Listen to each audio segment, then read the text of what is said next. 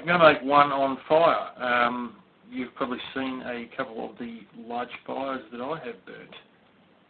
They didn't get away, and there's reasons for that. So I'm going to explain how you do it without burning the neighbour's house down accidentally, because plenty of people have done that before. That's not the way to avoid making enemies of the neighbours. Yeah, basically you don't just set a date and decide, I'm going to light this fire at that date. It doesn't work like that. You have to work with the weather. You need to make sure that you have minimum 5, but realistically you probably should be doing almost 10 metres clear around it. How do you do that? You can get your car out and drive around the bonfire and flatten it out. You can use a mower, but whatever happens, make sure that there's not much grass, what grass is there is completely flat on the ground, because it can't really get going when it's flat on the ground, because the air will get into a clump of grass standing upright, the air gets into it and it goes real quick. But if that same clump of grass is cut and it's flat on the ground, it can only burn the top and it can't really get into it properly. And then after it's burned a layer of ash on the top, it won't sort of burn any deeper. So yeah, use your little tractor, or get someone else to come in with their tractor and slash it, or drive a car around, or a truck is good, around all over it to flatten down the grass. The best way of all is actually to whack a plough into it. That does fantastically, because you turn all the soil over and then you've got just straight soil on top. You also want that soil to be wet, either with the rain, or the other one is to go out there with a bloody big hose yourself and do it. You can do it with watering cans and that. If you've had a bit of rain but it's not real wet, you probably want it always, even if the ground's slightly dampish, but it's not actually wet to the touch. You probably want to actually walk around with watering cans and make it wet to the touch. Seriously, so your hand gets water all over it if you touch the ground, or mud all over it if you touch the ground. You'll probably realise that you'll either have fine wood.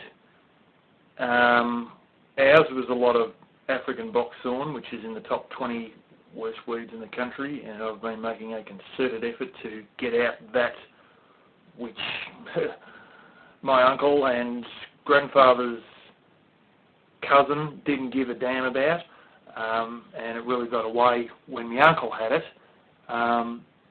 because he didn't spend much time over here until he lived here, and when he did live here he still didn't give a damn about it.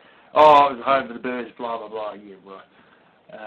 Anyways, most bonfires have only got very light stuff in them, or large lumps that are rotten, and there will always be a few large lumps that end up in there, like we've got the big root stumps and stuff like that, which have been large, which can burn for 2 days. I had really big pine that is, some of it was rotten, and what wasn't rotten was really full of sap.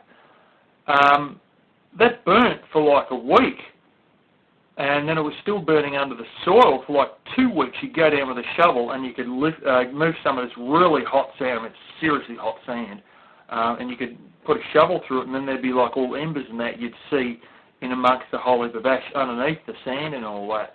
I think it wasn't really sand, it was more ash, I think. But yeah, it just, it was going for ages. You never, ever, ever want to do it in the summer. It must be in winter. The grass must be green. Things must be wet, or not necessarily wet, but not dry, and make them wet around it. And also expect the damn thing to continue to burn for a week, because it does happen like that. It's not just we light it up, she's all dead. There will be stumps smouldering away for a week. No worries. There's a big one out there, I was actually seeing flame for a week. These things, if you make a big enough stack, if it's a small stack, it's just walk and she gone in the afternoon. If it's a big stack like some of the ones I do, they go for a week easy. And the other one that's a real big one is wind. Oh my gosh, wind is what'll wipe you out, even in, when it's sort of reasonably cold and there has been a bit of rain in the start of winter like now. If we had done that yesterday, the wind would have caught into the grass and it would have got away because the wind was 25 to 30 k's an hour. That was too much. You've got to do it on a dead still day. And if you do it on, a day with a bit of wind, you're crazy. It's got to be a very small amount of wind, or it's got to be the start of spring, when the grass is all green, or maybe there's still a bit of unmelted snow around. Then you can do it on a slightly windy day, but never really go for anything with wind. And realistically, your best bet is completely still, like it more or less has been today. But yeah, it's a fire isn't a fire. A fire will take it from me. I'm in a state where 160-something people died in one bushfire. I mean, that was Black Saturday. That, still thinking about it myself. I didn't know anyone that died, but holy shit, it was like a friggin' war zone. Finding burnt people. They found cars that try to escape. The cars stall because they get so full of smoke that the engines won't run. And people were burnt to death inside their cars trying to escape this. I've seen on TV the smoke in the surrounding town was that heavy that people had to use their headlights. And they were lucky the engines were still running because the smoke was that thick. I've never seen anything. It's worse than a pea soup fog. It was that thick that it's worse than any fog I've ever seen. And sort of fire is very, very dangerous. And the idea that, it's all right, I'll just light it and it'll burn it, You can get green stuff. The heat off the fire will dry that green stuff and then it'll catch a light. If you've got a near a green tree, don't worry, it can dry out the leaves on the tree and then catch the tree on fire. At least the leaves of that tree on fire. It'll easily dry out green stuff. I've seen it happen firsthand in the space of 10 minutes. And then it's dry enough that it can capture the light. So I bet you never thought of that one. If you've only ever lived in the city, you wouldn't have thought of that one. Radiant heat. And the other thing is, I'm just going to go in there and push it down. The radiant heat that come off that one this morning, I'm not joking, I have actually burnt my forehead because I had enough facial hair, I was all right. I had a jumper on, I had a beanie on, woolen beanie, and that was sort of all right, but I got a bit too close and I've actually burnt my forehead slightly. Never think that I'll be all right just to go up there and push that bit in, or if the fire burns out a bit, what I'll do is I'll go and whack it out. You can, but then it's got to be only so far as where you can handle standing your radiant heat. And when I first, when that thing was going, we were feeling slight warmth at 15 metres. Anything less than 7 metres, you feel your skin almost starting to, get sunburned. Sort of thing is really hot, and you've got to not have anything that, is highly flammable, or you've got to realise that you just can't get within 7 metres of this thing.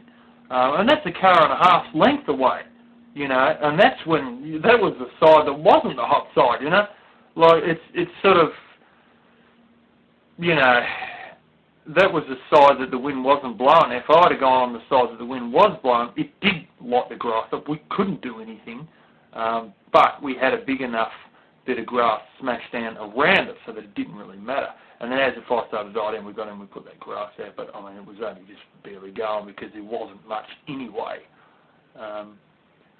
But this is why it's good to have a water pump, what they call a firefighter here, a high pressure one, because you can spray the water into the areas that you can't walk into because of the radiant heat.